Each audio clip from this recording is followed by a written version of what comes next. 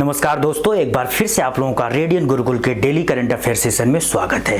दोस्तों, आज के सेशन में हम लोग बात करने वाले हैं 15 दिसंबर के उन सभी घटनाओं की जो आपके आने वाले एग्जाम के लिए बहुत ज़्यादा इंपॉर्टेंट होने वाले हैं।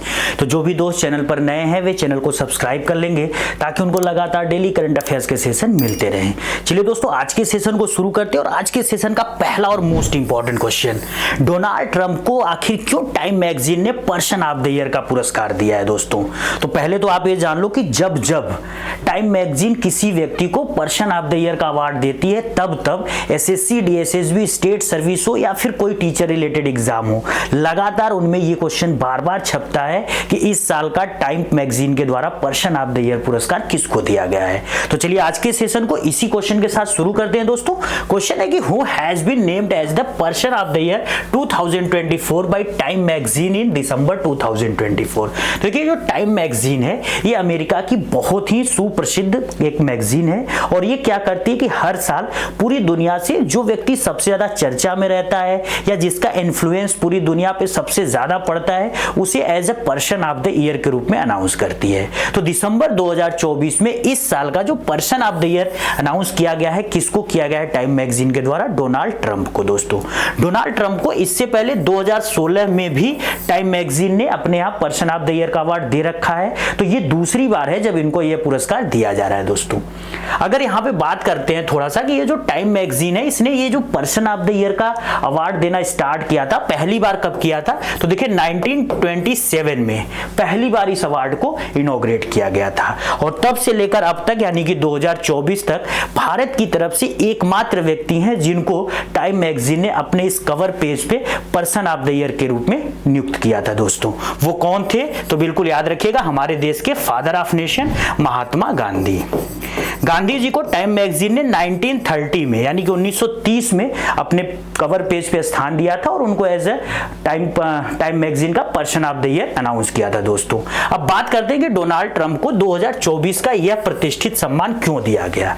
तो देखिए, ऐसा आपको लोगों को पता होगा कि 5 नवंबर को अमेरिका में राष्ट्रपति के 47वें चुनाव हुए थे, यानी कि 47th राष्ट्रपति के चुनाव हुए और इसमें डोनाल्ड ट्रंप ने जो अमेरिका की एक और उम्मीदवार थी राष्ट्रपति पद के लिए, कमला हैरिस, उनको हराकर अमेरिका के 47वें राष्ट्रपति के रूप में अपॉइंट हुए थे। दोस्तों, तो देखिए, इसमें बहुत बड़ी न्यूज नहीं है कि अमेरिका के राष्ट्रपति बन गए।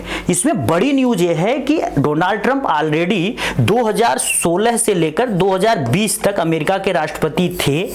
2020 में अमेरिकी चुनाव में इनकी हार हुई थी। 4 साल तक ये सत्ता से बाहर रहे और 4 साल के बाद यानी कि एक बार फिर से 2024 में इन्होंने वापसी की है एज ए प्रेसिडेंट के रूप में। तो ये बड़ी न्यूज है क्योंकि 4 सालों के गैप के बाद अगर किसी व्यक्ति का दोबारा सत्ता में वापसी होता है तो कहीं ना कहीं ये उसकी नीतियां हैं या फिर ये उसके विचार है जिसको अमेरिकी जनता ने बहुत ही खुले दिल से स्वीकार किया। दोस्तों, तो बिल्कुल याद रखिएगा, अमेरिका के राष्ट्रपति का जो कार्यकाल होता है वो 4 सालों के लिए होता है और कोई भी व्यक्ति अमेरिका के राष्ट्रपति पद पर 2 बार अपॉइंट हो सकता है। तो डोनाल्ड ट्रंप ऑलरेडी एक बार 2016 से 20 रह चुके हैं, ये उनका दूसरा कार्यकाल है 2024 से लेकर 28 तक। दोस्तों, अगर इस बार बात करें कि यहाँ पर किन किन लोगों के बीच में इनका इस मैगजीन के कवर पेज पे आने के लिए कंपटीशन था, तो बड़े नाम हैं जैसे कि देखिए कमला हैरिस, जिनको इन्होंने राष्ट्रपति के चुनाव में हराया था। एलन मस्क, दुनिया के सबसे बड़े या कह सकते हैं कि दुनिया के सबसे अमीर आदमी।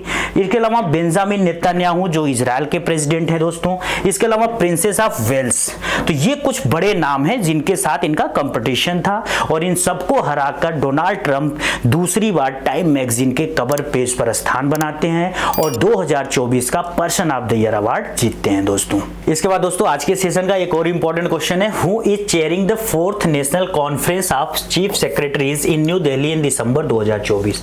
तो दिसंबर के महीने में 4थी राष्ट्रीय सम्मेलन जो मुख्य सचिवों की होती है उसकी अध्यक्षता किसके द्वारा की जा रही है? तो बिल्कुल याद रखिएगा, भारत के प्रधानमंत्री नरेंद्र मोदी के द्वारा। दोस्तों, अब भारत के जितने भी चीफ सेक्रेटरीज हैं जिनको हम मुख्य सचिव कहते हैं, वो चाहे किसी मिनिस्ट्री को हो यानी मंत्रालय को हो या फिर किसी स्टेट के हो, उन सबकी हर साल एक बैठक कराई जा रही है और इसका इनिशिएशन अभी बहुत पुराना नहीं है। इसका इनिशिएशन जस्ट ये लगा लो 2022 में किया गया था, जब पहली बार इन मुख्य सचिवों का राष्ट्रीय कॉन्फ्रेंस आयोजित किया गया था। कहां आयोजित किया गया था? धर्मशाला में जून 2022 में। इस बार की ये जो मीटिंग है ये कौन से नंबर की मीटिंग है, तो ये चौथी मीटिंग है दोस्तों। तो ये सारे के सारे जितने भी चीफ सेक्रेटरीज होते हैं इस मीटिंग में बैठते हैं और कैसे राज्य या फिर मंत्रालय या केंद्र सरकार सब आपस में कोलैबोरेट करके देश की आर्थिक व्यवस्था को आगे बढ़ाएं। यहाँ पर जितनी भी अन्य समस्याएं हैं, चाहे वो सामाजिक हो, राजनीतिक हो या आर्थिक हो, इनका कैसे हल निकाले और एक तरीके से पूरे भारत को वैश्विक दुनिया में एक अलग पहचान बनाएं। इन्हीं सभी मुद्दों पर यहाँ पे डिस्कशन होता है, एक खाका तैयार होता है, क्योंकि जो चीफ सेक्रेटरीज होते हैं दोस्तों, आपको याद होगा कि ये सारे के सारे जो है कि सीनियर ब्यूरोक्रेट्स होते हैं, यानी कि भारतीय प्रशासनिक सेवा के सीनियर अधिकारी होते हैं दोस्तों। काफी पढ़े लिखे और काफी अनुभवी अधिकारी होते हैं, जिनके साथ हमारे प्रधानमंत्री जी मीटिंग करते हैं और बड़े बड़े नीतियों का यहाँ पर क्या करते हैं कि उसकी रूपरेखा तैयार करते हैं दोस्तों। तो एक बार फिर से याद रखिएगा कि इस बार का ये जो पूरा का पूरा मीटिंग हो रहा है नई दिल्ली में, चौथे राष्ट्रीय सम्मेलन मुख्य सचिवों का, उसकी लीडरशिप किसके द्वारा की जा रही है, तो भारत के प्रधानमंत्री के द्वारा। और ये 14 दिसंबर को स्टार्ट हो रहा है और ये 2 दिनों तक चलेगा, 14 और 15 दिसंबर। ये भी बिल्कुल आपको याद रखना है, आने वाले एग्जाम में आपसे डेट भी पूछ सकते हैं, तो 14 से 15 दिसंबर 2024 दोस्तों। चलिए इसके बाद आज के सेशन का एक और इंपॉर्टेंट क्वेश्चन देखते हैं। Who is planning to introduced advanced RPVs to enhance highway safety. तो देखिए राजमार्ग सुरक्षा बढ़ाने के लिए उन्नत आरपीवी पेश करने की योजना कौन बना रहा है। तो ये जो आरपीवी है पहले इसको समझिए होता क्या। देखिए आरपीवी का मतलब होता है रूट पेट्रोलिंग व्हीकल्स, और इसको जो लोकल नाम दिया जाएगा कि इसको आम जनता, जैसे कि रूट पेट्रोलिंग व्हीकल्स कहने में समस्या हो रही है, तो आम जनता इसको किस नाम से जानेगी, राजमार्ग साथी के रूप में। तो ये कुछ स्पेशल व्हीकल्स होंगे। देखिए यहाँ पर कुछ डिजाइन भी तय किया गया है कि इस तरह का ये व्हीकल्स होगा, और ये व्हीकल्स स्पेशली किसके लिए काम करेगा, तो किसी भी हाईवे पर अगर कोई भी समस्या होती है, कोई इमरजेंसी होती है, तो उसकी सेफ्टी के लिए ये हाईवे एज ए एम्बुलेंस के रूप में काम करेगा दोस्तों। तो अब आपसे क्वेश्चन क्या पूछा गया कि राज्य मार्ग की सुरक्षा बढ़ाने के लिए उन्नत आरपीवी पेश करने की योजना कौन बना रहा है। तो बिल्कुल याद रखना है, भारत का जो national highway authority of India है, जिसको हम NHAI बोल रहे हैं, इसके द्वारा ये किया जा रहा है। ये पूरा का पूरा काम जो है सड़क मंत्रालय, जो हमारी रोड मिनिस्ट्री है, जिसके मिनिस्टर नितिन गडकरी जी हैं, उनके सुपरविजन में होगा। लेकिन पर्टिकुलर अगर इंस्टीट्यूशन आपसे पेपर में पूछता है कि ये जो आरपीवीएस व्हीकल्स हैं ये स्पेशली किसके द्वारा लॉन्च करने की प्लानिंग पूरी चल रही है और जल्द ही ये लॉन्च भी हो जाएगा, तो हमारा national highway authority of India. ठीक है दोस्तों। अब इस हाईवे अथॉरिटी के अगर एस्टेब्लिशमेंट की बात करें तो 1988 में एक एक्ट पास किया था भारत की संसद ने, और उसी एक्ट के द्वारा 1995 में ये बनकर तैयार हो गया था। और तब से भारत के जितने भी नेशनल हाईवेज हैं उन सबके रख रखाव, उन सबके मेंटेनेंस, या फिर कह सकते हो कि उन सब पर जो भी सुरक्षा वगैरह की जिम्मेदारी है वो इसके द्वारा निभाई जाती है दोस्तों। National highway authority of India ने एक और कार्यक्रम शुरू किया था जिसका नाम है नेशनल हाईवे डेवलपमेंट प्रोजेक्ट। ये 1998 में स्टार्ट किया था। वाजपेयी जी की सरकार थी उस समय, और इसमें उन्होंने कई सारे चरण शामिल किए थे। जैसे स्पेशली इसमें 7 स्टेज थे, जिसमें आप लोग नाम सुने होंगे स्वर्णिम चतुर्भुज का, जिसको हम गोल्डन क्वाड्रिलेटरल स्कीम बोलते थे, जिसमें भारत के 4 महानगर जैसे दिल्ली, मुंबई, चेन्नई और कोलकाता को आपस में कनेक्ट करना था। इसके अलावा हमारा नॉर्थ और साउथ वाला कॉरिडोर और ईस्ट वेस्ट वाला कॉरिडोर बनाना। तो ऐसे बहुत सारे इसमें स्टेजेस थे। ये कब आया था, 1998 में।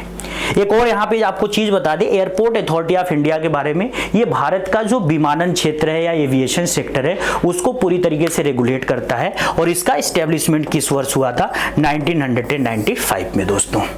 तो एक बार फिर से आप याद रखिएगा कि ये पूरा का पूरा जो एक अलग तरीके के व्हीकल्स लॉन्च हो रहे हैं ये राजमार्ग सुरक्षा के लिए या फिर हाईवे सेफ्टी के लिए, वो किसके द्वारा किए जा रहे हैं, तो national highway authority of India के द्वारा दोस्तों। चलिए आज के सेशन के एक और क्वेश्चन की तरफ बढ़ते हैं। What is the name of the president of Sri Lanka who has come to India on the 3-day visit on 14 दिसंबर 2024? तो श्रीलंका के राष्ट्रपति का नाम क्या है जो 14 दिसंबर को भारत आ रहे हैं, और कितने दिनों के दौरे के लिए आ रहे हैं, तो बिल्कुल याद रखिएगा ये 3 दिनों के दौरे के लिए आ रहे हैं। तो बिल्कुल याद रखिएगा इनका जो दौरा होगा 15, 16 और 17 दिसंबर के लिए होगा। ठीक है दोस्तों, तो बिल्कुल याद रखिएगा। और इस श्रीलंका के जो राष्ट्रपति हैं इनका नाम है अनुरा कुमारा दिसानायके। अनुराग कुमार दिसानायक के कम्युनिस्ट विचारधारा से आते हैं और रिसेंटली सितंबर 2024 में, ये देखिए सितंबर 2024 में श्रीलंका के नए प्रेसिडेंट बने हैं दोस्तों। और प्रेसिडेंट बनने के बाद से इनका ये भारत का पहला दौरा है, जिसमें भारत भी इनका काफी गर्मजोशी से स्वागत करेगा, क्योंकि श्रीलंका भारत के लिए बड़ा ही केंद्रीय महत्व रखता है। भारत की दो स्पेशल पॉलिसीज होती हैं, एक नेबरहुड फर्स्ट पॉलिसी, यानी भारत हमेशा अपने पड़ोसियों को अन्य देशों की तुलना में ज्यादा तरजीह देता है। इसीलिए श्रीलंका हो गया, नेपाल हो गया, भूटान हो गया, म्यांमार हो गया, जितने भी हमारे पड़ोसी हैं, इंडिया इन सबको सबसे ज्यादा फेवर करता है। तो श्रीलंका भी हमारा पड़ोसी देश है और इस पॉलिसी के तहत ये हमारे सेंट्रल पोजीशन पे रहता है दोस्तों। और दूसरी चीज, मोदी जी का एक बड़ा ही ब्रॉड कॉन्सेप्ट है सागर का। सागर का मतलब उन्होंने कहा कि security and growth for all in the region, यानी कि इंडियन सब कॉन्टिनेंट जो है, भारतीय उपमहाद्वीप जो है, वहां पे जितने भी लोग हैं सबके लिए यहाँ पर सिक्योरिटी और ग्रोथ की व्यवस्था इंडिया की लीडरशिप में की जाएगी। तो ये दोनों जो हमारे विजन्स हैं, इन्हीं के मद्देनजर ये पूरी की पूरी जो दौरा है श्रीलंकाई राष्ट्रपति का, काफी इंपॉर्टेंट होने वाला है। और इस पूरे दौरे के दौरान ये जो श्रीलंका के राष्ट्रपति दिसानायके हैं, हमारे देश की राष्ट्रपति द्रौपदी मुर्मू से भी मिलेंगे, साथ ही प्रधानमंत्री नरेंद्र मोदी के साथ यहाँ पे बायलैटरल इश्यूज और म्यूचुअल इंटरेस्ट की बात भी करेंगे दोस्तों। इसके बाद दोस्तों आज के सेशन का बिल्कुल लास्ट क्वेश्चन है, who has made history by becoming the first person in the world to reach a net worth of $400 billion according to the Bloomberg billionaires index in December 2024। तो देखिए जो ब्लूमबर्ग बिलियनियर्स इंडेक्स है, इसके अनुसार दिसंबर 2024 में $400 billion की कुल संपत्ति तक पहुंचने वाला दुनिया का पहला व्यक्ति कौन बना है, और ऐसा करके उसने पूरा का पूरा इतिहास रच दिया है। तो नाम बिल्कुल याद रखना है, एलन मस्क दोस्तों। ये देखिए एलन मस्क हैं और इस समय ये दुनिया के सबसे अमीर आदमी हैं।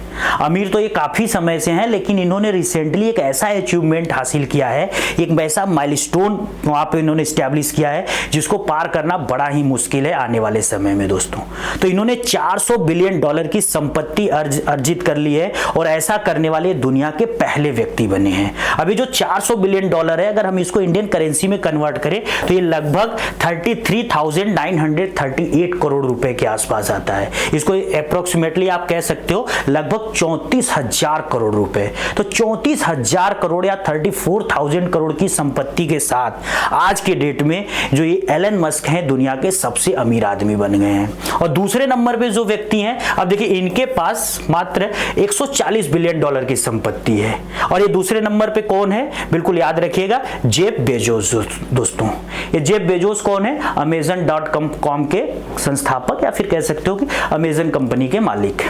अब एलन मस्क की बात करते हैं, इनकी कौन कौन सी बड़ी कंपनियां हैं जिनके द्वारा इन्होंने इतना पैसा अर्जित किया है। तो इनकी दो बड़ी कंपनियां हैं, एक का नाम आप लोग सुने होंगे टेस्ला, ऑटोमोबाइल सेक्टर की या कार बनाने की बड़ी कंपनी है, और दूसरी इनकी एक और कंपनी आजकल काफी न्यूज में रहती है, स्पेस एक्स दोस्तों।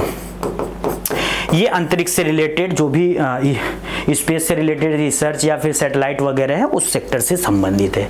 इसके अलावा इनकी ढेर सारी कंपनियां हैं, लेकिन मेनली इनकी यही दो कंपनियां हैं जो सबसे ज्यादा पैसे कमाती हैं।